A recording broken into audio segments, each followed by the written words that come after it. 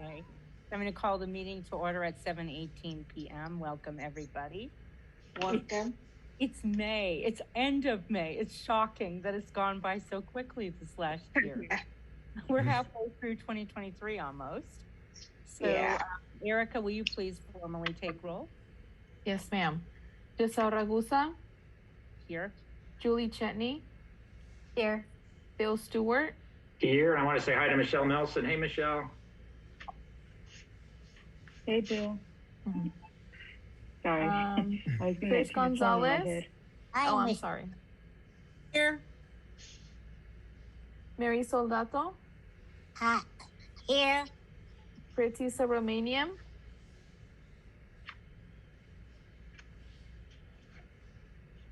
You're muted, Pretty. I see you, Pretty. You're good. I'm here. Hi, Pretty. Joseph Wong. Here. Susan Strobel. Here. Bruce Crickshank. Here. Jay Dixit. Here. Natalie's not going to be with us today. Karen Sarsa Diaz-I. Here. Tina Wright. Here. And Richard Centeno. Here. You have a quorum. Thank you so much, Erica. Really appreciate it. And thank you, everybody, for your attendance. We have lots of guests in our audience today, so we're glad that you're all here, including some of our vendors and community members. So welcome. First thing we're going to do is review the agenda. So you received it in your packet. Are there any? You'll notice that we have a lot of contracts to review. They all were in your on the Google Drive as well. We will have committee reports, and we are going to be presenting a slate of officers. Our colleague Bruce will do that for us this evening. Are there any additions to the agenda that you'd like to add or changes? Jesse, I see your hand. Could you might add a time-sensitive closed session for legal?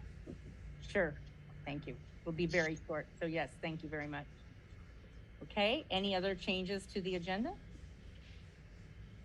Hearing and seeing none, we'll move on to the next agenda item. All right. So we have minutes, and they were also in your packet for the April meeting. So do we have any changes or adjustments to our minutes this evening?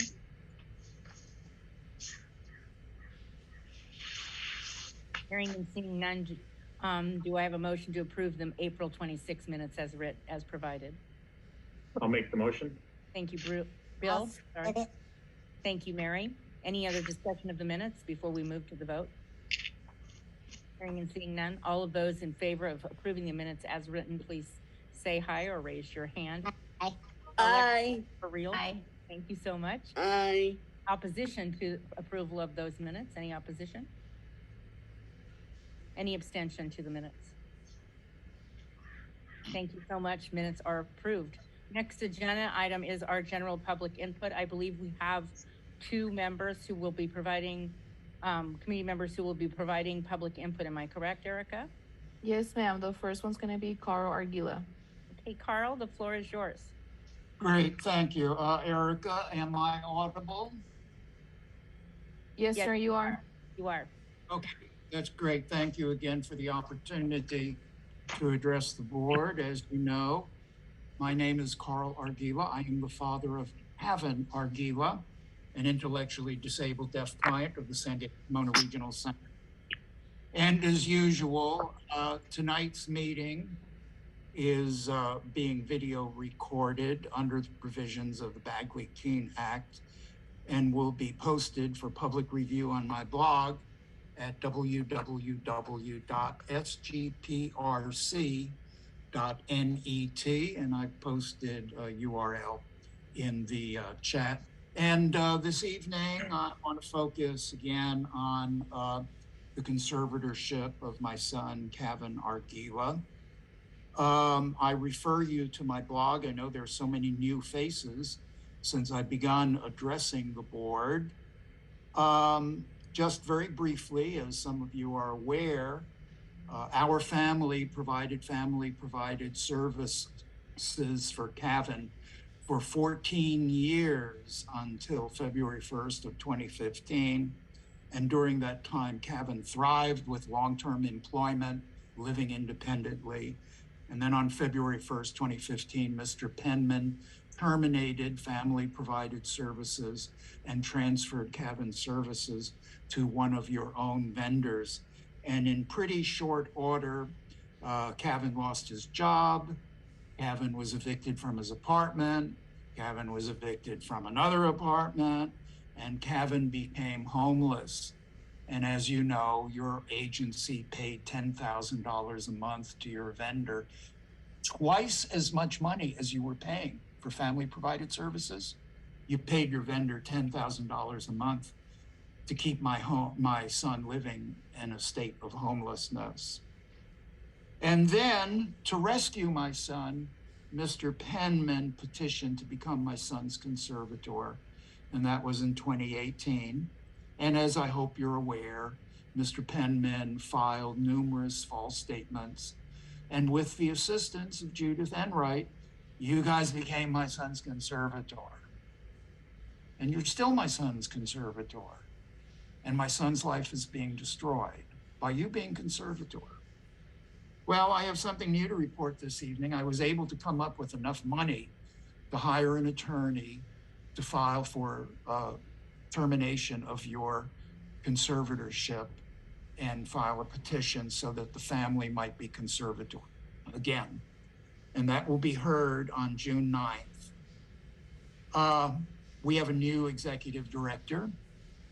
When I met with Dr. Weller in December, I explained to him that I thought perhaps the biggest problem at the San Gabriel Pomona Regional Center was that employees would lie. They lie to courts, they lie in reports, they lie on IPPs.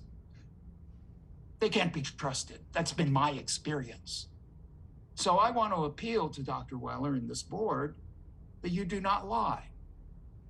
On June 9th, 2023, at 10:30 a.m., in Stanley Moss Courthouse, Division 5, when my petition to terminate your conservatorship will be heard.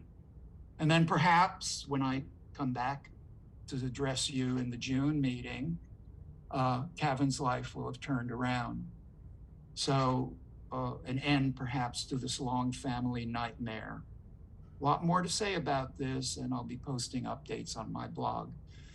So once again, I hope that my comments at this meeting will be accurately recorded. I'm requesting again, not only that you terminate your conservatorship of my son, Cavan Argila, but that you do not thwart the petition that will be heard on June 9th, so that we can finally resolve this nightmare for our family.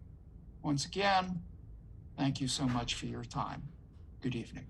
Thank you, Carl, for your important testimony. Next, we have Albert, correct? Is that correct? I don't think he's on right now, so. Okay, thank you so much. I don't see him on either. I was looking at the participant list. So we'll move on to our next agenda item. And as I mentioned, we have quite a bit to cover this evening. So our next agenda item is our Executive Finance Committee financial report provided by our CFO, Dara Mikesell. The floor is yours. Thank you. Good morning. Sorry, good evening. Can I share my screen, please? Yes.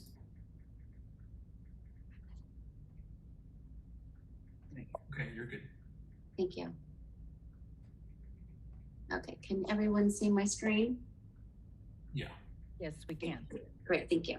Okay, good evening, President Ragusa, board members, regional center staff, and attendees. I'm going to share with you our operations and purchase of service monthly financial report for payments through April 20th, 2023 for your review. In regional center operations, our allocation is based on the D1 amendment and is expected to meet expenditure projections. Projections include ongoing operations expenses and any outstanding encumbrances and purchase orders. Our D1 allocation in operations is 43 million, as you can see right about here, with projected expenditures of almost 42 million. Our year-to-date expenditures is a little over 25 million. with projected expenditures of 41.3, with remaining expenditures of about 17 million. This leaves us with about 2.2 million at this point that is unallocated. The Family Resource Center and the Foster Grandparents Companion combined are about 1.5 million. And we expect to spend the full amount as we have done so in the past. Our community placement plan, which is our CPP and CRDP, we received 50% in the D1 allocation, and the remaining 50% has been approved in the D2. And as of next month, we shouldn't show this deficit that you're seeing right here. Does anyone have any questions on this sheet right here? Okay, so I will move on to the next sheet. Okay, you will see here that this is our purchase of service, and our total allocation based on the D1 amendment is 376 million. The current month's expenditures is about 30 million, which brings the year-to-date expenditures of 228 million. In CPP, there's a projected encumbered amount in POS purchase of service of about 38 million. Our CPP and HCBS allocations, we expect to utilize all of those funds as well. Does anyone have any questions in terms of our purchase of service? Okay, so I'm going to scroll to the next sheet, and this is more detailed information based on both of those first two reports, and this is detailed information from the operation, and it gives more details as to what is included in each of those sections. Oops, sorry, this is the rest of it, the second page of our operation detail. And the next page is our details of our purchase of service. And this goes into daycare, out of home, and other services. Does anyone have any questions before I move forward?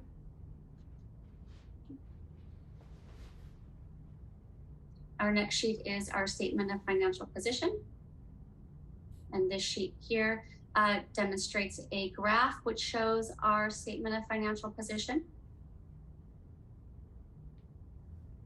Our next sheet here is showing our purchase of service surplus, as well as our operation surplus in comparison to last year at the same time.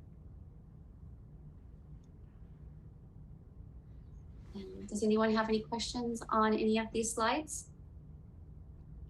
Just to add, you'll recall that a couple of months ago, we received a training in which we expanded and made more graphic the financial reports so that board members could have both details and graphic representation across time. And thank you, Dara, for arranging for that training and also for adjusting the financial report. And thank you, Bill, our treasurer, who provided some important guidance and insight in terms of, both depth and breadth of financial reports. It's been really impressive, those improvements. So thank you to both of you. Definitely. Thank you again to Bill for your assistance with that. And as I have mentioned in several other meetings, as we've been waiting for the D2 allocation, that was sent out on Friday. And so we should expect to see a contract amendment for the D2 coming in the next couple of weeks. Thank you so much. Thank you, everyone. And this is for your information, the Executive Finance Committee of the board, consisting of officers and committee chairs in addition to members at large, has already approved this report. Thank you, Dara.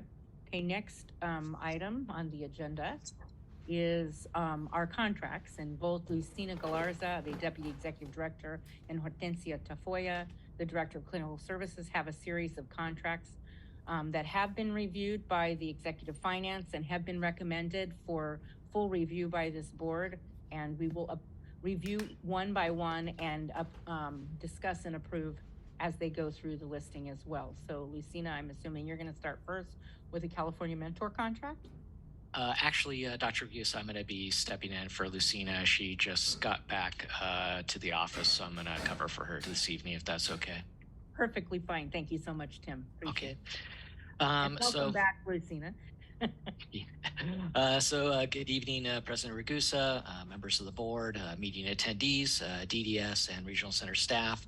As Dr. Ragusa mentioned a little bit earlier, I'm going to be presenting 7 contracts, each one at a time, in the order listed in this evening's agenda for the board's review and consideration for approval. So I will be starting with the contract for California Mentor Family Home Agency.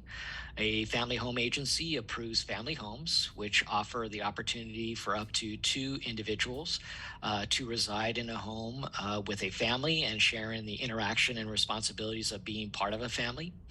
The individual receives the necessary services and supports from the family, the agency, and the community to enable that individual to be a participating member in the family and the community where the family resides.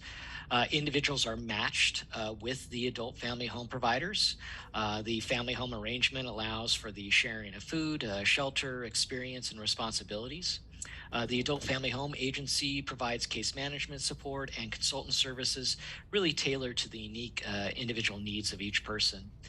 California Mentor is one of 2 adult family home agencies at the San Gabriel Pomona Regional Center and has been providing the adult family home agency services to individuals served by the San Gabe since 1999. So actually next month would be close to 24 years that they've been providing services.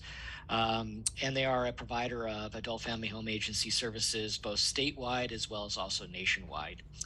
They're based out of Pennsylvania. They currently have 25 adult family homes throughout our service area, serving a total of 34 individuals. One of the unique things about this particular model when we talk about the home and community-based services final rule is that it is one of those services that was originally identified by the Centers for Medicaid Medicare Services as being already compliant with the final rule. Really, the individuality, individual rooms, the opportunities to be integrated in the community and have choices and activities and so forth is really what qualifies it for that service. We currently have a couple waiver approvals for this particular service. We have one to allow this particular AFHA to be a for-profit entity. And then we also have one to be able to have individuals who may have minor children reside in that adult family home along with them. So it's a very unique program that serves some very unique individuals that we support. So unless there are any questions and consistent with the approval from the Executive Finance Committee, I'd like to submit this to the full board for approval. Thank you, Tim. This is indeed a unique opportunity for individuals served, particularly those who may not have family members that, you know, and it's also really interesting that it's a national program. So I've been particularly intrigued by this service provision. So are there other questions or comments associated with the California Mentor contract? Yeah, Tim, how do you select the people who the service providers will be serving? Yeah, so the adult family home agency actually goes through a recruiting process. You may have heard their ads on the radio. They're at a lot of public and civic events, really looking for individuals that would like to receive the appropriate training with which to open their homes and become adult family homes. So the providers of the homes, they go through a very intense training program. There are physical plant reviews of the home to ensure that the home is safe for individuals who reside there. There's certain requirements as far as items in the home that need to be made available for the particular individual. They receive ongoing training, fingerprinting, background checks, and so forth. Even those individuals that may be visiting more often than, maybe just, a few times a year or what have you, also have to go through that fingerprint process, again, to ensure that the individuals being supported are vetted out. There's a very distinct what's called a matching process process. So when individuals choose to utilize or to maybe access services from an adult family home agency, there is a process with which a referral is made, and then those individuals have an opportunity to be matched with families. Looking at culture, ethnicity, language, are people homebodies? Are people want to be out in the community more? And again, that's what makes this particular program really become that HCBS final rule compliance. It really ticks off all those boxes. Thanks. Good question, Bruce. Thank you for asking. Any other comments or questions associated with this particular contract? Hearing and seeing none, do I have a motion to approve the California Mentor contract as presented? I'll make I the move. motion. Thank you, Julie. Do I have a second? Bruce, you want a second? Second. Thank you. Any other comments or discussion associated with this contract before we move to the vote? Second, Erica. Thank you, Richard. All those in favor of approving the contract as presented for California Mentor, please say hi or use your electronic, not say hi, say yay. Yay. Say aye. Aye. Although we're looking like we're saying hi, right? It's been a long day for me, pardon me. Okay, any opposition to this contract? Any abstentions? And I'm just gonna remind everybody, Susan will be abstaining throughout all of the contracts. It doesn't mean she doesn't like them, but in her role as the head of the vendor advisory committee, as the chair of that committee, because of the fact that she is working for a vendor, she must abstain. So I just want people to know that up front, since there are so many contracts this round. She's not being a contrarian in this regard. Thank you, Susan. All right, next contract, Tim, is People's Care Ferraro. Okay, great. People's Care Developmental Services, LLC, provides a wide range of services to individuals with intellectual and developmental disabilities in SGPRC's area that includes residential, specialized residential homes, day services, behavior intervention, and transportation. This particular specialized residential facility was developed using community placement plan funding from fiscal year 2014-2015. The home is owned by a housing development organization, Brilliant Corners. The Ferrera home is a specialized residential facility with delayed egress and secure perimeter. The home is licensed by the Community Care Licensing Division of Department of Social Services as an adult residential facility. This home is licensed to serve 4 individuals. They currently have 3 individuals residing in the home. The individuals that are being served may have severe self-care deficits and behaviors that may include but not limited to self-injury, property destruction, tantrums, suicidal threats, physical or verbal aggression, attention seeking, potentially history of fire setting, and stealing behaviors. That may be reviewed also for unauthorized absences. Individuals referred to this home may have resided in the state developmental centers or other institutionalized settings like institutions for mental disease or IMDs. In addition, this home has enhanced staffing and consultant services required for these specialized residential homes. This home has licensed psychiatric technicians and psychological assistants, licensed clinical social workers, and registered behavioral technicians. This home is not only closely monitored by the San Pomona Regional Center, but also by the department and the Centers for Medicare Services, and we'll be actually having a visit next month by the federal government just to review its compliance with the HCBS final rule. So unless there are any questions and consistent with the approval from the Executive Finance Committee, I'd like to submit this contract to the full board for approval. Thank you, Tim. Do we have any questions or comments regarding the People's Care Ferrero contract presented by Tim this evening? It's a very complicated program, obviously. All right, hearing and seeing no comments or questions, do I have a motion to approve this contract as provided? I approve. Thank you, Tina. You're moved. Okay, so moved by Tina. Do I have a second? I'll second. Thank you, Bill. Any other discussion of the contract before we move to the vote? A second. Thank you, Richard. All those in favor of approving the People's Care Ferrero contract as presented, please say aye. Aye. Aye. Aye. Any opposition to this contract? Hi. Richard, you're not opposing, are you? No. Okay. And then any abstentions? Thank you, Susan. All right, motion carries, contract approved. The next contract we have is called RSCR, California Grayburn. Yeah, so ResCare California, or ResCare California Inc., provides a range of services to individuals from the regional center, including residential homes, both community care facilities as well as intermediate care facilities. They provide day services. They are also an adult family home agency. Here in St. Gabe's area, as well as also statewide. This particular home was developed through the Community Placement Plan funds from fiscal year 2010, 2011, and was really intended to initially serve those individuals moving out of the Lanterman Developmental Center. It is licensed by Community Care Licensing Division as an adult residential facility with the capacity to serve a maximum of 4 individuals. Some of the individuals have resided in this home since it opened 8 years ago, specifically moved out from the Lanterman Developmental Center and really was intended to be their forever home. In addition to having intellectual or developmental disabilities, individuals residing in this home may have severe self-care deficits, severe behavioral challenges, sensory impairments such as hearing or vision impairment. As mentioned earlier, the individuals residing in this home could be from a state developmental center and other institutionalized settings.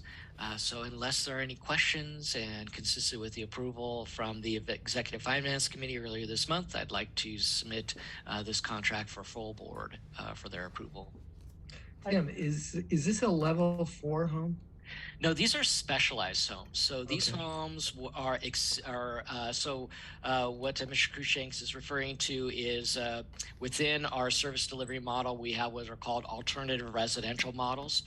These are set up as levels 1 through 4. In level 4, it's 4A through I. So with each one of those levels, the needs of the individuals is a little bit higher. The requirement for the home to provide staffing is more enriched. So maybe in a level 2, you may have 1 staff person for every 3 individuals. As you get higher up in the levels, it could be almost a 1-to-1 staffing. These homes specifically were really developed to meet the unique needs of people coming out of the developmental centers. So through a contract, we require them to have additional staffing available to meet the needs of individuals, as well as also having different things available in the home really to meet the individual needs of those. Like for this particular home, individuals that may have sensory issues and deficits, ensuring that the home has the appropriate items with which to protect their safety. Okay. Thank you, Bruce. Any other questions or comments associated with ResCare California Grayburn? Yeah, will you have like will you have like staff that will help out with some of those people? Special needs staff that will help out with the clients? Yeah, so each one of the homes is always required to have staff available anytime residents are actually in the home. But as I mentioned a little bit earlier, the staffing is also very unique to the individual needs of the people that are living there. So there are requirements for them to have a higher level of experience working previously in other settings. They may need to either be a registered behavioral technician or a licensed psychiatric technician. And again, that's really geared around what the individual needs are of that person that lives in the home. Thank you, Tina. And I see Jay also has a question. Tim? So the service is for 24/7 for all the residents. How does it work? Yeah, so I mean, the individuals that are residing in the home, many of them go to day activities or day services. So during that period of time, there is always staff available should that individual need to return. But anytime that there are individuals in the home, there are the appropriate staffing with which to meet their needs. So no one has ever left home in these licensed settings without the appropriate supervision. Okay, thank you. Thank you so much, Jay. Good question for both of you. Any other questions or comments associated with ResCare? Okay. Did we do a motion in second? I'm going to announce just now because this is difficult for me. You may be hearing some pingings. I have my phone on mute, but in order to keep my sound on, it comes out of my computer because they're synced. And my 6th grandson may come this evening, 6.5 weeks early. So they're pinging me and I don't want to shut it off, sorry. But you know, he's very early. So I'm hoping that they can take care of what they need to take care of. This will be the 3rd pandemic baby that my son Jeffrey has had. The first one at the very beginning, some of you remember that, especially a couple of the vendors. And then another one that came a year and a half ago, and now little William may come early. I hope he doesn't, but they are pinging me. I've muted my phone, but it comes right through. And if I'm not on mute, you're just gonna have to deal with the pinging because I don't want to change it, okay? So we didn't motion and second on res care, did we, Tim? I didn't think No. so. Okay, do I have a motion to approve this contract as presented and discussed? Res care, California Grayburn. I'll make the motion. Thank you, Bill. Mary, it looks like you want a second? Yes, please. Okay, thank you, Mary. Any other discussion before we move to vote? I'll tell you at the end of the. Should I tell now about the surgery? Oh, no, after. I'm going to tell you about the surgery I'm going to have. It's on June the 12th. Okay, we can talk about it later. Thank you for letting us know, Mary. And I'm sorry you have to have surgery, my goodness. It's okay. Okay, great. So I'm not great about the surgery, but we're, let's move forward to the vote. All those in favor of approving the res care contract, please say aye. Aye. Aye. Any opposition to this contract? Any abstentions? Thank you again, Susan. All right, moving on to the next contract with Easter Seal Pasadena. Yeah, so Easter Seals Southern California is a very well-known service provider in California as well as also nationwide for the San Gabriel Pomona Regional Center area. They provide services including residential, day services, transportation, independent living services, supported living services, personal assistance, camps, adaptive skills training, and behavioral supports. They also provide a wide range of generic services that are funded through the Medi-Cal managed care programs. This particular home or project is a specialized residential facility that was developed to meet the needs of individuals moving out of the state developmental centers and other institutionalized settings. It is licensed by Community Care Licensing as an adult residential facility and is serving 4 individuals, which is within their license capacity. The individuals that are being served could have severe self-care deficits as well as behaviors that may include self-injury, property destruction, tantrums, suicidal threats, physical and verbal aggression. Individuals referred to this home may have resided in state developmental centers or other institutionalized settings like institutions for mental disease. In addition to the enhanced staffing required as part of being a specialized residential facility, they are also required to have an additional registered nurse, a licensed vocational nurse, and have direct support professionals that meet the needs of the residents. So unless there are any other questions and consistent with the approval from the Executive Finance Committee earlier this month, I'd like to submit this contract to the full board for their approval. Thank you so much. Tim, any comments or questions associated with the Easter Seals contract? Just so you know, some of my very first services that I ever received way back in 1961 were from Easter Seals. It's not a conflict of interest for me. It was definitely early start. I'm way older than that now, as you know, but it just has a special place in my heart. Okay, so hearing no other comments other than my off-the-cuff comment, do I have a motion to approve the Easter Seals contract as presented by Tim? So moved. Thank you, Preeti. A second? Second. Thank you, Mary. Any other discussion before we move to vote? All those in favor of approving the Easter Seals contract as presented, please say aye. Aye. Aye. Aye. Aye. Thank you. Any opposition to this contract? Any abstention? And thank you again, Miss Yellowhand Susan. Okay. All right, moving on to Brilliant Corners. Yeah, so the next contract is for Brilliant Corners, who will serve as the housing development organization for a single family home that will be used as an enhanced behavioral service home for adults with forensic issues. Brilliant Corners serves as a nonprofit housing development organization throughout the state.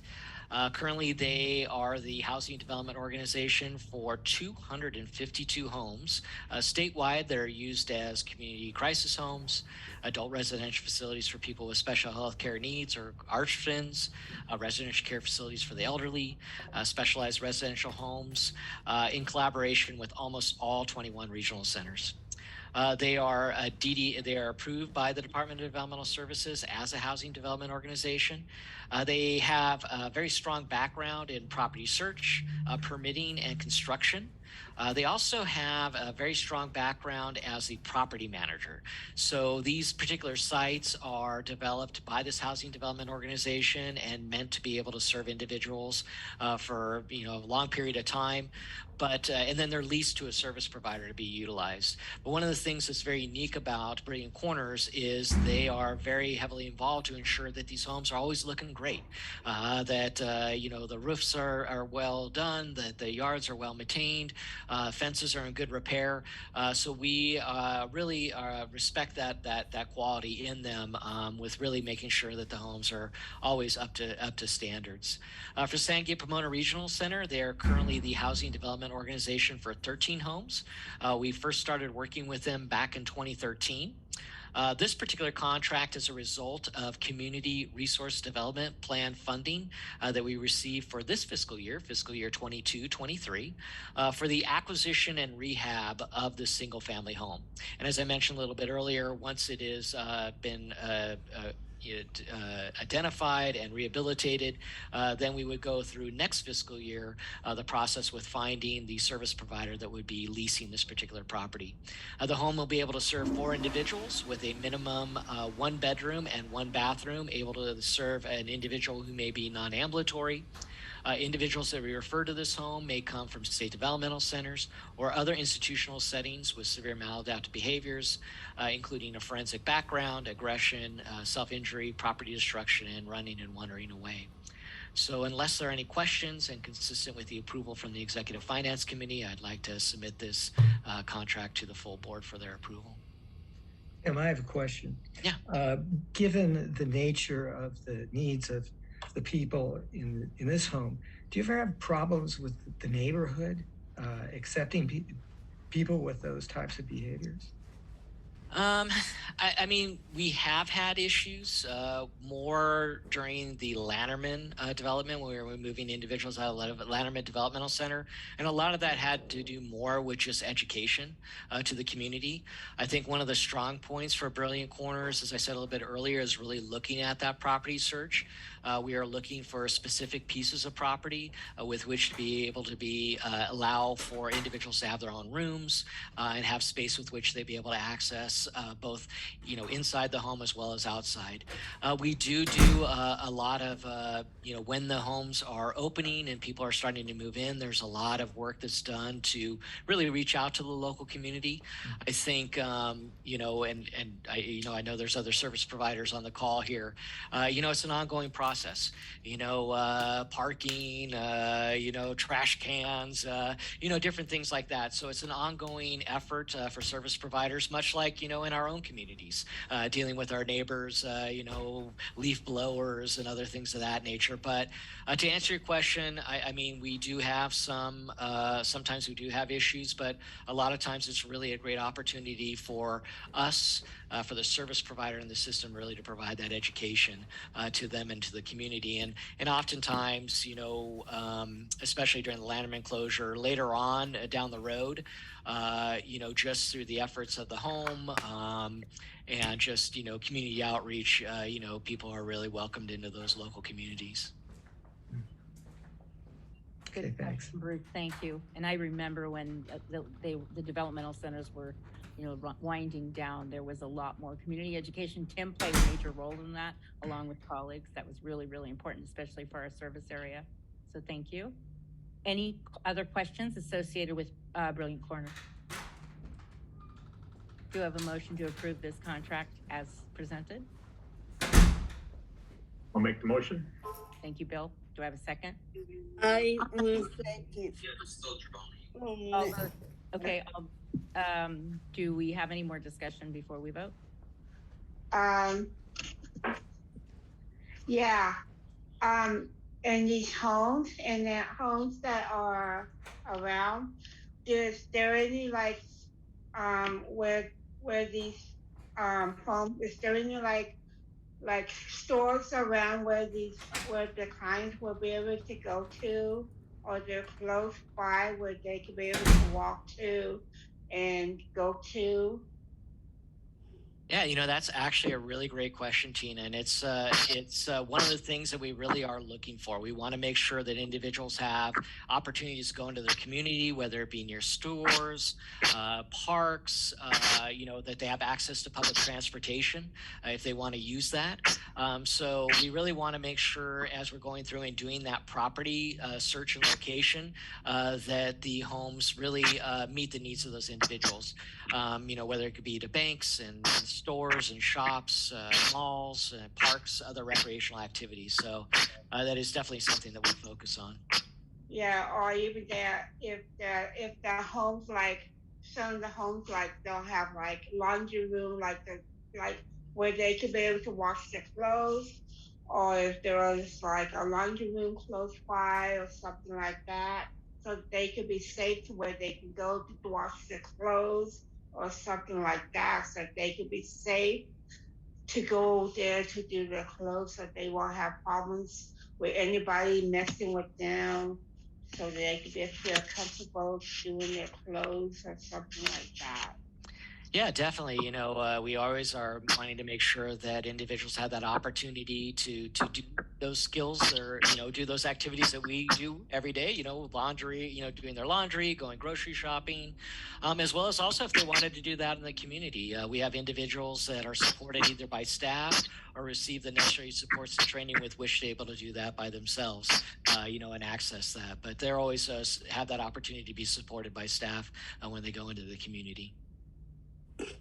Thank you, Tim. Do we have, let's move to the vote now, unless there are other discussion items associated with this contract. All those in favor of approving the Brilliant Corners contract, please raise your hand or say aye. Aye. Aye. Aye. Any opposition to this contract? Okay, any abstention? Thank you again. All right, motion carries. Final contract with Tim, and then we'll move on to Hortensia's contracts, which have Actually, actually, I apologize. There are two contracts for Brilliant Corners. Right. One is, I'm sorry, I apologize remember, for I'm that. so sorry about that. Yeah. So the second one, again, is with Brilliant Corners to be the housing development organization, but specifically this home will be developed to meet the needs as an enhanced behavioral service home for children that have severe behavioral challenges.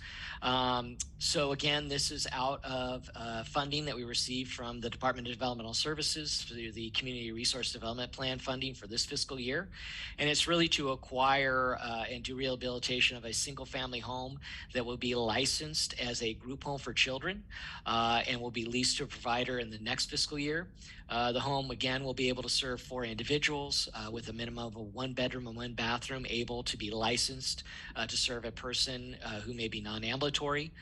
Individuals that will be referred to this home will come from the resource family or foster homes, independently with family, or may be coming from short-term residential treatment programs, juvenile camp, and community care facilities.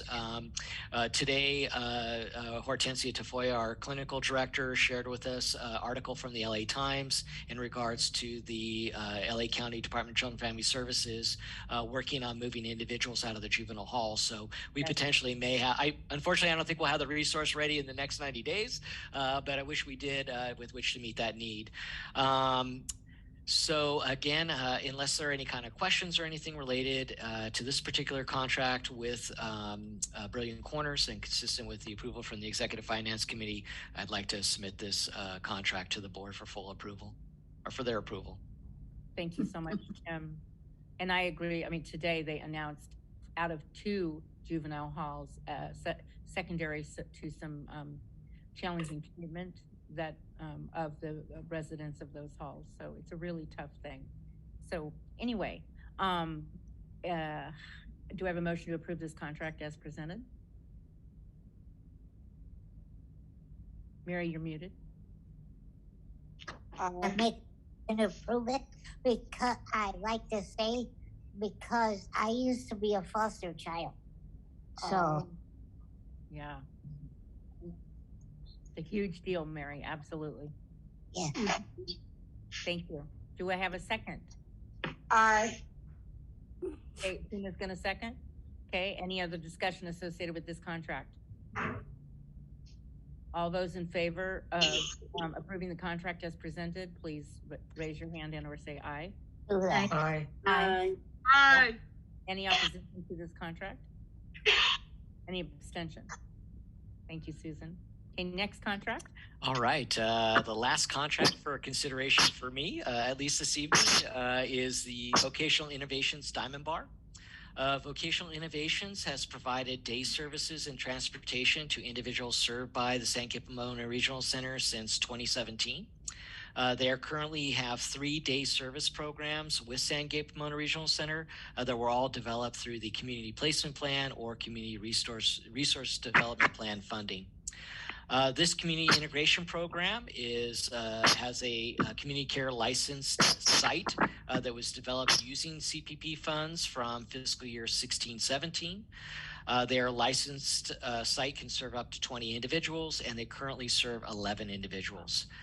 Individuals served by this program are and can be from a state developmental center or other institutionalized setting. They may also be identified as forensic and may be involved in the criminal justice system. Individuals also attending this program may have medical issues requiring what's called a restricted healthcare plan, which would meet their needs if they were insulin-dependent diabetes, maybe use a nebulizer or other inhalation device. Due to the intensity of the individuals being served by this program, the program also provides consultant services that are provided from a board-certified behavioral analyst, as well as also a registered nurse. And they also have a unique aspect to it, a job developer. Many of the individuals that attend this program are provided opportunities for a vocational and volunteer in the community. Most of the individuals do receive their support via one-to-one, so they have one staff that is supporting them out in the community. Transportation is provided by Vocational Innovations, but funded through a separate contract. So unless there are any questions and consistent with the approval from the Executive Finance Committee earlier this month, I'd like to submit this contract to the board for their approval. Thank you, Tim. Do we have any discussion or questions related to the Voc Innovations Diamond Bar contract? Karen? Yes. You mentioned the term identified as forensic. What exactly does that mean? I'm sorry, I didn't ask that earlier. Yeah, so individuals that may be forensically involved, they may be on what's called diversion. So there is a clause in the penal code, I believe it's 1001.2 to 1001.3, that allows individuals that may have been charged with a misdemeanor to actually go on what's called a diversion program. So those individuals would be able to, through working with the regional center, have an IPP outcomes to support them, whether it be at home or residentially or wherever they're living, to receive counseling, vocational services, and other types of things. And if they, through a period of time, do not reoffend and are meeting all those different criteria, maybe it's counseling, things like that, then what ends up happening is actually that case is dismissed. We also do serve individuals that have been convicted of crimes, whether those be felonies or misdemeanors. We also do have individuals that may have been identified to not be able to stand trial. So they may not understand the whole legal system. So oftentimes we work with them and the courts to provide them competency training to help them understand, what's the role of the judge? Well, what does it mean to plead guilty or what does it mean to have a jury? What is the crime that I committed? What would happen if I went on probation or parole, what have you? So So those individuals would be what we would consider to be forensically involved, whether it is because they have been charged and convicted of a situation, they may be on diversion, or they may be receiving training with which to be able to be determined whether or not they can stand trial for their offense. Thank you, Karen, for that important question. Any other questions or comments associated with the Vocational Innovations Diamond Bar contract? Hearing and seeing no more, do we have a motion to approve this contract? I'll make the motion. Thank you, Bill. And a second? I will. Thank you, Tina. Any other discussion associated with the contract? Okay, let's move to vote. All those in favor of approval of the Vocational Innovations Diamond Bar contract, please raise your hand and or say aye. Aye. Aye. Any opposition to this contract? Any abstention? Thank you so much. Motion carries. Next contract, I believe we're moving on to Hortensia's contracts now. Also all provided in your packet electronically. Thank you. Yeah. Thank you, Yeah. Tim. Thank you. Good evening, President Gigi, board members, community members, and staff. The first contract that I have is for Dr. Thomas Carrillo. Dr. Carrillo supports about 48 psychological assessments per month. And this helps our intake process because we do not want anyone to be waiting for assessments. And the more that he completes for us, the better. So that is a very high volume of assessments that he's assisting with. He is an expert in working with individuals who are judicially involved. And sometimes we are court ordered to assess individuals that are in the system. So he will take those for us. He also supports with eligibility teams as needed and fair hearings. And let me know if you have any questions regarding Dr. Carrillo's contract. Otherwise, I'd like to request that the full board approve his contract. Thank you, Hortensia. Are there any comments or questions related to Dr. Carrillo's contract? No questions about Dr. Carrillo, but do we provide legal services for people who have forensic issues? Hortensia. From what I know, as far as the intake process, we bring them through, and once they're determined eligible, as part of the IPP process, that is assessed to determine if there is a need for that. We do have Patty Rambo, who's a forensic specialist, and may support with that. But I'm going to allow Jesse to jump in. I think we do. We typically rely on generic resources for legal services, like Bet Sidic. Am I saying her name correctly? There's some individuals out there that specialize in helping support individuals. And then if there's a direct legal matter that's involving a particular crime or particular issue, we also have our counsel that can provide some guidance if it's related to the regional center or an activity that occurred. But we have different avenues depending on the situation to make sure people are supported. Okay. Thank you, Bruce. Good question. Thanks. Any other comments or questions associated with this particular contract for Dr. Carrillo? Hearing and seeing none, do I have a motion to approve that contract? I motion to approve the contract.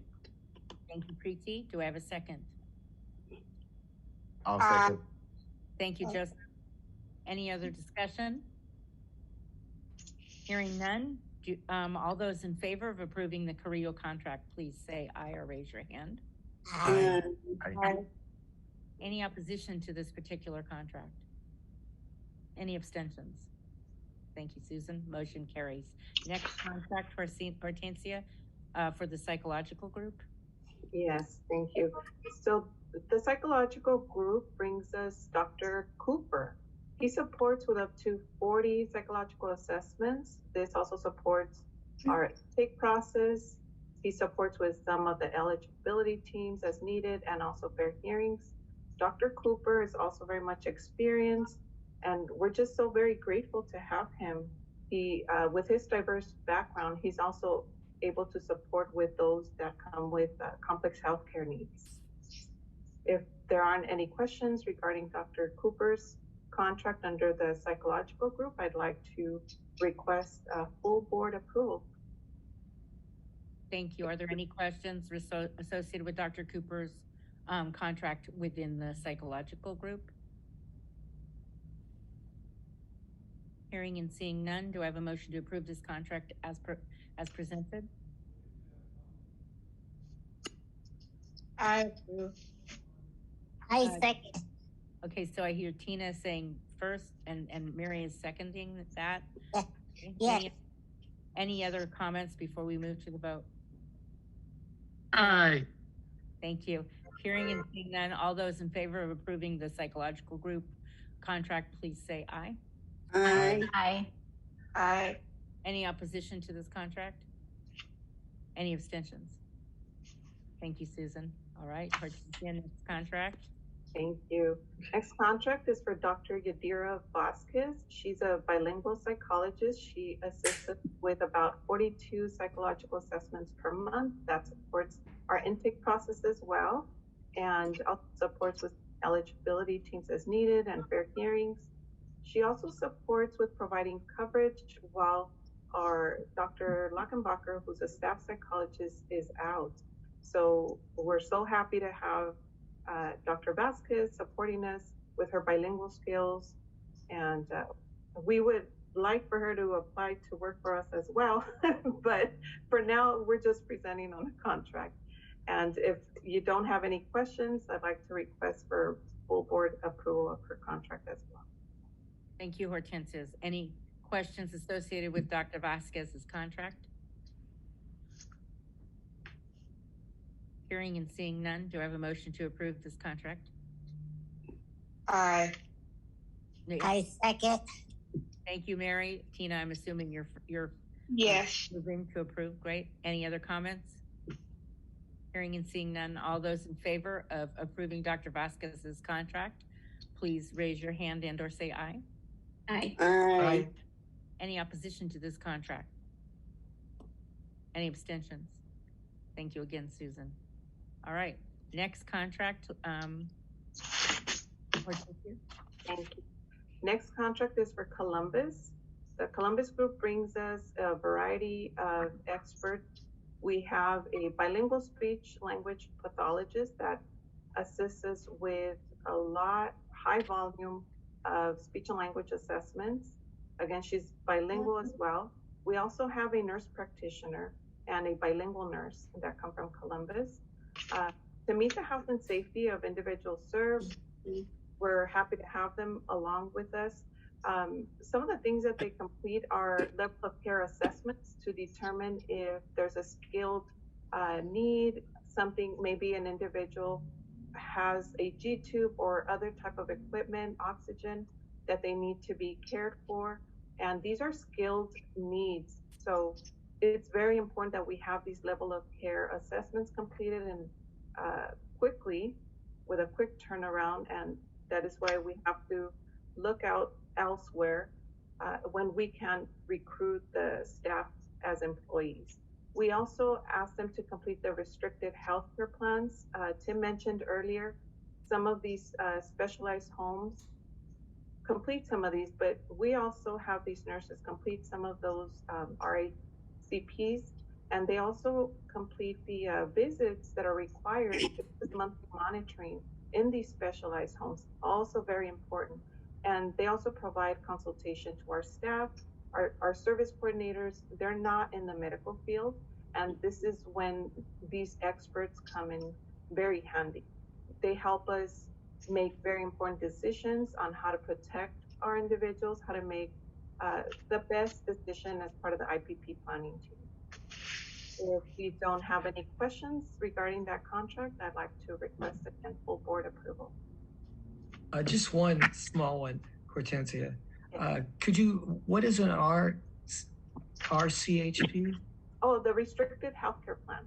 Okay, all right. And then Karen? So I've noticed we've been having a lot of contracts for, because there's obviously a need. Is this like supplemental staffing that we can foresee going into like permanent staffing later? Or is this sort of like just just one-offs, like every now and then we need extra help? To be very frank with you, we would love to have hired staff instead of contracted providers. And we are working on a plan to bring staff along. And it's actually working. Already, Jesse Weller has created some part-time positions, and that seems to take, for some reason, people are more interested in the part-time positions rather than the full-time. Not sure why that is, but slowly but surely we see some progress, and we have more plans for the future. And I think little by little, we're going to continue seeing that progress. Very good question, Karen, and thank you for the answer, Hortensia. It's actually very important. Any other questions associated with this contract?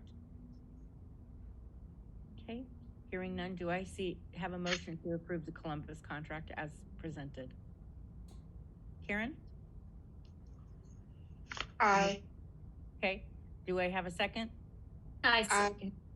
Thank you, Jay. Any other discussion before we move to the vote? Okay, all those in favor of approving this contract as presented, please say aye and or raise your hand. Aye. Aye. Any opposition to this contract? Any abstention? Thank you, Susan. All right. Any other contracts this evening, Hortensia? I don't have any more. Thank you, everyone. Yeah.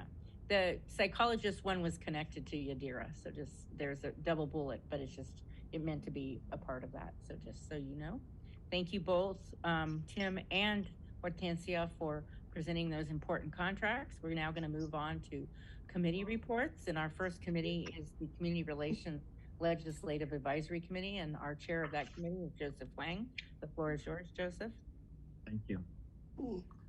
During the meeting, you want to talk about the Back to School Readiness Festival, which is tentatively scheduled for July 15th. It is an invitation-only event. Richard D. Davis Foundation also will have the 35th annual Golf Scramble on Monday, September 11th. Jesse talked about Parents Place Information Resource Fair. It took place on Sunday, April 30th. Jesse also talked about the second annual Siren of Silence event that took place on April 29th. We had about 300 attendees at the event.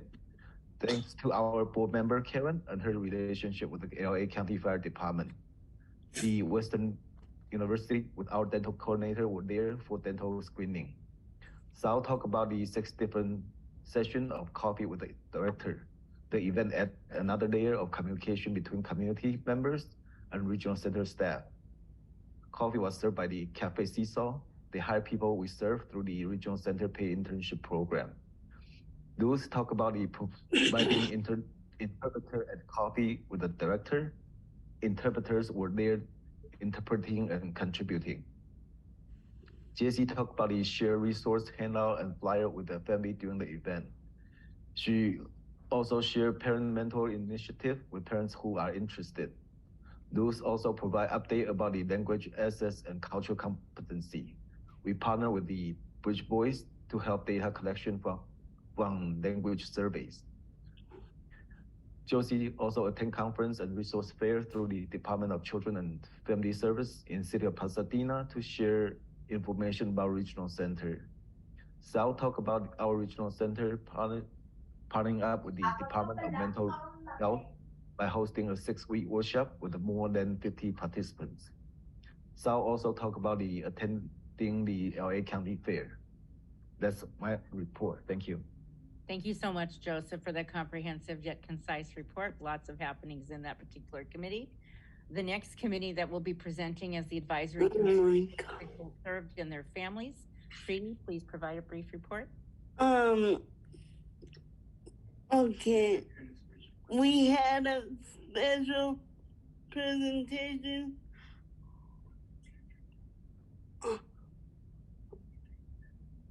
on the 3 to 5 year olds, and we also had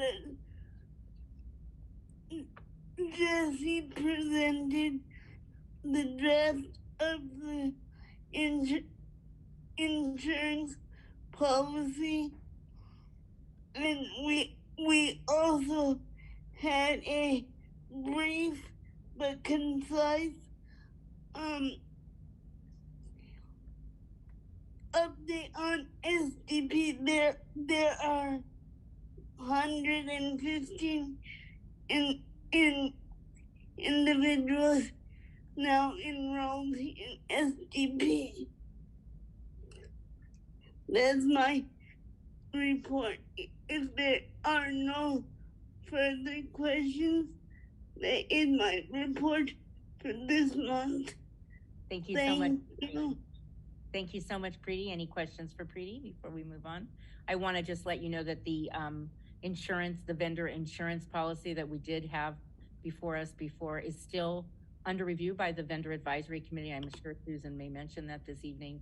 Simultaneously, it's being looked at the committee for individuals served and their families, as Preeti referenced. Okay. The next committee report is coming from the vendor advisory committee. Susan, the floor is yours. We had a wonderful board training this last month, and it was great to meet some of you for the first time in person and to see some other familiar faces. It was great to meet Jack's, Julie's son as well. So one of the things that Nancy Bargeman talked about was the fact that there's 133,000 individuals statewide who will be moving into adult services within the next 4 years. And are we ready? And the vendor advisory committee is constantly discussing the fact that it's been very difficult to find and keep qualified individuals in a lot of the programs. Just about every program is short-staffed at this point. So the answer to that question right now is no. So the vendors have decided to organize and start to really make sure that legislators are aware of the issues, that the barriers to hiring and retaining qualified staff. And there are 35 vendors who have agreed to participate in fine-tuning our talking points, providing education, and meeting with legislators to let them know the barriers that vendors have been facing. And that's the ongoing theme with the vendor advisory committee, honestly, is just how can we do better? How can we find individuals? What are the things we can do to retain them? And it's very challenging with the rates being set. Rates were frozen for many years, and then a rate study was done, but it's taken 4 years to get that implemented. That was all pre-COVID. And as we all know, pay rates have changed dramatically since COVID, and the pay rates are still not keeping up. So it's a very challenging time for vendors. I can tell you that almost all supervisors, business owners, they're all working with frontline staff. They're all working with clients, not just managing their businesses, but doing the frontline work as well. So it's a very challenging time. And yes, we did review the contract or the insurance contracts. And it's kind of down to fine tuning at this point, and we expect that will be approved by the vendors, or they'll give their approval for it at the next meeting. And I wanted to also introduce Chris Schlanzer. He's here tonight. He works for People's Care, and he is most likely going to be my replacement as the VAC board member. So please welcome Chris. He's got many years experience, and he's a great guy. He participated in Grassroots Day. He's got a strong voice and is a wonderful human being, and you're gonna love working with him. So thanks for coming tonight, Chris. Thank you, Chris. Thank you. And I actually work for California Mentor, not People's Care, but. Oh no, I knew that. I'm sorry. Not a problem. Yeah. I got confused. Thank you, Susan, for your report, and thank you, Chris, for your desire to serve. Officially, the vendors will have their election for their next VAC chair at their upcoming meeting. Yes, next week. Is the lone slate member. So that's why Susan is comfortable announcing that. Yes. But we're welcome. We're glad you're here. You may have noticed, board members, there are a lot of vendors actually in the audience. Nancy Bunker, Nikki Maracatano, and several others. and we appreciate you coming. We know that it's a very, very challenging time now for you. Anything that we can do to support that legislative effort, we will. And we are right alongside you because this is a long-standing challenge, as Susan so eloquently described this evening, and it is something that really needs to change. So thank you for your service, all of you. Okay. Next on our reports is the Strategic Development Advisory Committee. Julie Chetney is the chair of that committee, and it's kind of a multi-part presentation this evening. Julie, please start us off. Thank you so much, Gigi. Yes, we do. We have been very busy as a advisory committee to the board. The first thing that I would like to report on and present for action is we have two members, two individuals that we are recommending for membership on different advisory committees. So in fact, the first person who actually does not appear on tonight's agenda, it was an oversight from our meeting in April. And if you recall, the board meeting in April is a training. And so it was an oversight that this person was not listed on tonight's agenda. So I'm hoping that we can put forward both individuals, the one interviewed in April and in May. So the first individual from the April meeting is Philip Loy. The Strategic Development Committee interviewed Mr. Loy and are recommending him for membership on the Advisory Committee for Individuals Served and their families. Gigi, your recommendation on perhaps a vote individually for each person? Generally, we vote individually, yes. Wonderful. Okay. So as stated, the Strategic Development Committee is recommending him for membership to this particular committee. And at this point, with any discussion, any questions, I'm going to ask for a motion.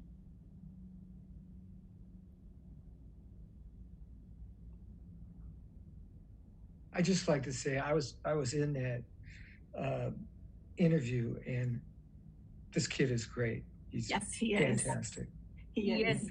He has been attending the Committee for Individuals Served and Their Families, and he was there this evening in particular, and it was very, very vocal about needs of individuals served. Incredibly impressive. So really excited about that. I think, Susan, you may have referred him. Am I correct? Yes, yeah. He's a student at Mount Sac, and he's been so eloquent in class. I knew he would be a great person on the committee. So, Bruce, with that in mind, are you presenting a motion for our... Yes, I move we approve young man. Thank you, Bruce. Do we have a second? A second. Thank you, Bill. Any discussion? Hearing none, I'm going to call for a vote. All in favor of Philip Loy as a member to the Advisory Committee for Individuals Served and Their Families, please say aye. Aye. Aye. Thank you. Any opposed? Any abstentions? Wonderful. Thank you so much. Motion carries.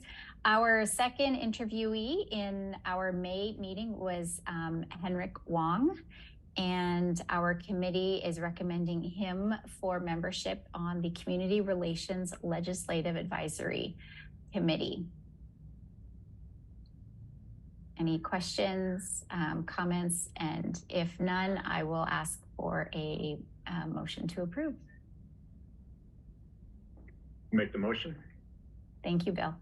Do I have a second? Thank you, Mary. You're welcome. All right, all in favor of Henrik being approved for the Community Relations Legislative Advisory Committee, please say aye. Aye. Aye. Thank you. Any opposed? That's the word I'm looking for. Any abstentions? Wonderful. Great. Thank you so much. We're going to look very forward to having these individuals on our various committees. The second thing that I want to report on from our committee is that our strategic planning endeavors continue. And sometimes, you know, you go a little bit slow in order to go fast. So we don't have too much at this particular point to report, except that we are still chugging along, and future meetings will have further updates. And with that, I'm going to pass it over to my committee colleague, Bruce. Thanks, Julie. At our last strategic development committee meeting, we nominated a slate of officers, board officers for the fiscal year 2023-2024, next year. The nominees are President Julie Chetney, Vice President Jay Dixit, Second Vice President Karen Sarsa Diaz Ige, Secretary Trish Gonzalez, Treasurer Bill Stewart. Now, if anyone else wants to be nominated and be part of the election, you need to have the nomination of one director who will list the names of a total of 5 directors who support the nomination and submit that to Erica 10 days before the election, which will be on June 28th. So if you have burning desire, get going, and we'll have a real election. Otherwise, these are fabulous people. So thank you so much, Bruce, for putting them forward, and thank you to the slate of officers for willingness to serve. Anything else from your committee, Julie or Bruce? Me. No. That's it for tonight. Thank you. Thank you very much. All right, moving on to a very brief report from me. As Susan mentioned, there was an ARCA statewide training. There was a Northern California one and a Southern California one. The Southern California one was on May 6th. I know a good number of you attended that mostly all-day meeting, and as Susan mentioned, it was really nice to board members from across Southern California with a couple of Northern California folks present as well. There were also other regional center executive directors, and again, I want to thank Erica especially and Willinette for being the hosts of that meeting, and along with Jesse, and providing such wonderful hospitality for all of the members that attended. There were about 52 members in attendance, and it was there were some lectures in addition to some small group activities, and really well attended and really exciting to be there. And I was thrilled to have so many of you come from our regional center. We were well represented. Nearly every regional center in Southern California was represented by board members, and also some regional center leadership staff. So that was really wonderful. And again, thank you, Willinette and Erica and Jesse as well for convening that and for working so hard on that behind the scenes. It was wonderful. So that's one part of my announcement. Again, as Julie said, we are working on strategic planning. We're likely to spread that strategic planning into the next fiscal year since it's only around the corner. We are now at the end of May, so just stay tuned on that. Everybody will have involvement in that from the board and community members and advisory members and staff as well. I did want to announce that we do have one board member, Miss Wendy Lai, who has resigned from the board. Nothing terrible. In fact, she had a wonderful opportunity. Her group that she's been working with for quite some time in the Asian American Pacific Islander communities has received DDS funding very, very recently for some of the equity and access funding that DDS provides, which then makes her technically a vendor. So she's no longer eligible for board membership except in the category of the VAC. So she did resign. She is free to come to any meeting she has as a community member, but we're really thrilled that her group got that funding. We will miss her as a board member, but it is also really important that we have that kind of equity and access. So again, Wendy's not here, I don't think, this evening, but we do thank her for her services. Tina, it looks like you have your hand up. Yeah. Gigi, when will I become with one of the winners? The what? When will I be one of the winners? One of the vendors? Yeah. I don't believe, if you don't receive DDS money either through our regional center or directly from DDS, other than for your own service provision, you're not a vendor. But if you have more questions about that, you could ask Jesse or Lucina or Erica. Okay? Oh, okay. Thank you. All right. Mary, I see your hand up. There you go. I just want to tell you that I enjoyed being there also. I was there all day, and I even spoke. Yes. And Jesse was there, and he appreciated it. And it was the first time he saw me in person. So it is, I think, the first time he saw you in person. That's correct. Oh my goodness, that's right. And Tina was there as well. Susan was there. Karen was there. Julia was a great. I was there. I haven't seen anybody for a very long time. It was great there. It was good to see people in person. Yes, it was. Yes. And we went also that Sunday. We went to the Cortez Park also, and I spoke to great Jesse and brought my people from home, and they enjoyed it. And I'm also going to be an advocate on for Thursday.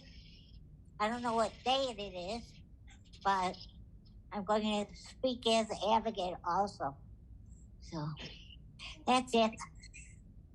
Thank you, Mary. Appreciate it. And again, thank you for representing us so well at all the events you described. Really, really important. Okay, I think that's it for my executive director's report this evening. Short and sweet. We'll move on to Jesse's report. It is 8:39, and we have a very short closed session at the very end. So, Jesse, the floor is yours. Thank you, Gigi. Good evening, everybody. I'll go very, very quick in the interest of time. So if I go too fast, feel free to slow me down. The report we put this evening into the drive, so you have access to the report. And I agree, Mary, it was really nice seeing everybody. Everyone's always surprised about my height. That's a fun fact. I'm 6'7". I'm very tall. You can't tell on camera. I don't know how tall Jesse is. He's really tall, so I don't want to call him out. But how tall are you? Not in person. 6'7". 6'7". Yeah. Right. You know, I saw some staff. We thought you were like 5'9". I'm like, how did you make that assessment on the camera? Let's see here. All right. Can you dunk? Share my screen. Everybody see this? Ask if you could dunk, Jesse. Oh, no, I'm not very coordinated with sports very well, but I think I could probably reach. You know, let's see here. All right. So let me go over a couple things. I'm going to highlight just a few in the interest of time. And if anybody has any questions on my report, you can always email me, or if you have any follow-up items or any questions. But I want to share with you that ARCA released a significant number of infographics. And so they're included here. Yvonne is going to be putting these on our website. We're going to be sharing with our teams. We're going to be putting out a constant contact to our community just to help spread all the information. You can see all the different range of information indicator throughout the state to get consistent information out in a variety of languages on important areas that are coming up through advocacy. And so they're very well done. So I just want to share that they do exist. And ARCA has them on their website as well. So just want to share this with individuals so you have information available. The Office of Administrative Hearing Lanterman Act Advisory Committee, I might have an extra hearing in there possibly.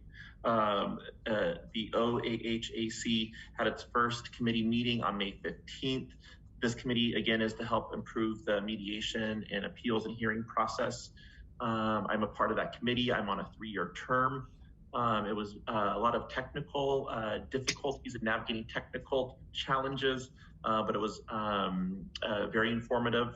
And there was a lot of discussion around how the public can engage and give feedback to this committee. So the committee is very formal. There's an email address, and there's a lot of suggestions and feedback if the community can participate via Zoom chat and ask questions live. And so there was a lot of strong feedback given to help provide access. So more to come. The next meeting will be at the end of the year, twice a year. I'm continuing to coordinate. Well, actually, Willinette is coordinating all the copies with me. I think we have, Willinette, how many do we have so far scheduled? 7 or 8? We have up to 9 so far. Okay, so it's going to be coffee central. Very caffeinated here at the regional center. So again, for anybody here, any service providers, community members, anybody that serves individuals and their family members, I'm more than happy to come out to a site and host us to host us, and we can bring our supplies for coffee. So just want to remind everybody for that. Not so great news, but it's predictions and projections. The May revise, kind of the big ticket item.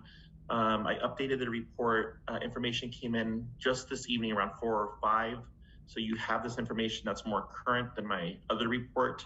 But what we're seeing is the Legislative Analyst Office released a report on here. Give me 1 second. I'll drop it in the chat here. Now take it lightly. You got to read lightly because we'll know more tomorrow. But there is a projected deficit that is occurring. Let me get back here 1 second here. I'm not able to, I lost my Zoom. I don't know what I did. So give me a second, I will get back to be able to find the chat function. But what we're seeing in this legislative analyst, what they published called the multi-year budget outlook is a shortfall. And you'll see here that the LAO's office is predicting this shortfall that could urge spending cuts and delays. And within the report that caught ARCA's attention is the terms no longer affordable or multi-year deficits. Specifically, they're looking at the projection and the deficits related to the upcoming 24-25 fiscal year. And based off of projections, you'll see here, I included it, that revenues would need to be roughly 30 billion higher than the forecast. So there's some language out there around what exactly the May revise, where it will land. And the LAO is saying that if we adopt, if the governor adopts the May revision as it is, that we could face more budget problems over the next few years.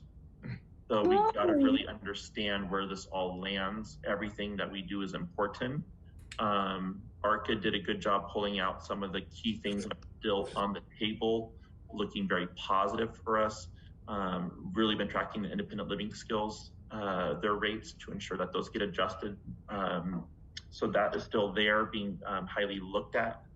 And then you'll see some other areas, family home agency rates, generic resource appeal, having that go through, which is reflected in AB 649, and then extending the suspension of those family fees up until June 30th, 2024.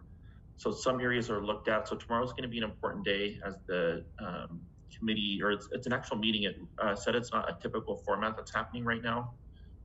They call it, there's an assembly budget plan meeting. So it's going a little bit out of the approval cycle. I don't know what's causing that component to occur, but it's the first time where we're looking at language, and you probably have heard it here or others talk about a deficit. And the deficit, from everything we've been tracking, has been so focused on the deallocation of the funding for those birth to the fifth birthday caseload ratios. So that has been on our radar from the very beginning. You've heard me say that. And then we recently learned more about the deficit at the state level, needing to recoup some funds that aren't being utilized for those ratios. And then this is giving a different kind of picture. So we have to carefully track. We'll continue to take a look to see where we're landing. Again, not to panic right now. These are all projections, they're predictions, but something here is telling us that we got to be very careful in terms of budget or where the state of California is at this time. So nothing formal yet, but we'll keep an eye out and we'll continue to get information as we get those updates. I won't cover 649 this evening because I've already done that previously, but it's good information for you to be aware of. The Early Start Standardized Information Packet that was covered this evening in our other committee, but there are standardized packets that have been created for regional centers. So that will be shared with our community. The only pages we can edit is a welcome letter from the executive director to families. And then they give us a small section to put in a couple local resources, which is fantastic. And so we have some deadlines there. to get this done by June 1st, and then also to post, translate, and then we also got to begin distributing by July 1st. We'll be held accountable for ensuring we're distributing these packets to families. You have some information here related to service providers and some rates. We're covering this with the Vendor Advisory Committee and also in the monthly meeting with service providers. Very specific for formula used for rate increases, for administrative cost. So Lucine got information. We're going to circle back with providers and make sure if there's any questions or any support needs of how this is being allocated. And then I found here that the in-home respite agency worker travel cost have increased. So we want to track that there, which is important for our in-home respite providers. So you have that language available. And I've already done these other two last month, so I'll skip over those. We're very proud to say we have 460 authorized positions at the regional center. We are growing significantly. And then you see a highlight of these positions. Some have already been filled since this report has been done, but you can see our active efforts to fully staff all areas of the organization based off of the metrics and data that we have. I was very excited to learn that we surpassed our 16,000 threshold for people we serve. We are at 6,021. And then you can see our significant number of admissions, our intake department, of how many people are coming in to get assessed. The team is doing a significant job with this kind of volume. So we're gonna have to look at our staffing supports to make sure we can meet the timeline and get all of those areas done. But a big shout out to Hortensia and her clinical team and admissions for doing such a fabulous job with that kind of volume. That's why our numbers are continuing to increase there. And last but not least, self-determination, 115 participants. So shout out to the SDP team for continuing to enroll individuals into the program. And you see some information there related to all the activities our specialized team is focusing on to help support people to get into self-determination. And what I wanted to share with everybody is our specialized service units. So our self-determination units, our self-determination specialist, and our enhanced service coordination units, those 1-to-40 ratios for individuals who have no to low POS under 2,000, our deaf and hard of hearing specialist who help do service coordination for individuals who have support needs, are with now Sal Gonzalez. We put them in service access and equity to make sure that they're synergizing their efforts with the rest of the team, because all of these efforts are really engaged and active towards these areas. So it's been a really nice transition and very close overlap with Daniela's area of operation for client services.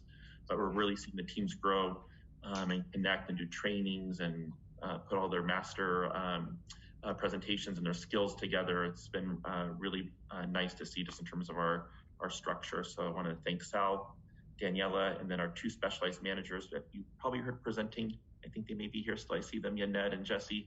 We're very fortunate to have such strong specialized service managers who have such an amazing team. So I'm very impressed. So thank you to the staff, thank you to all of you. And that concludes my abbreviated director report for this evening. Thank you so much. Do we have any questions for Jesse or anybody else's report this evening?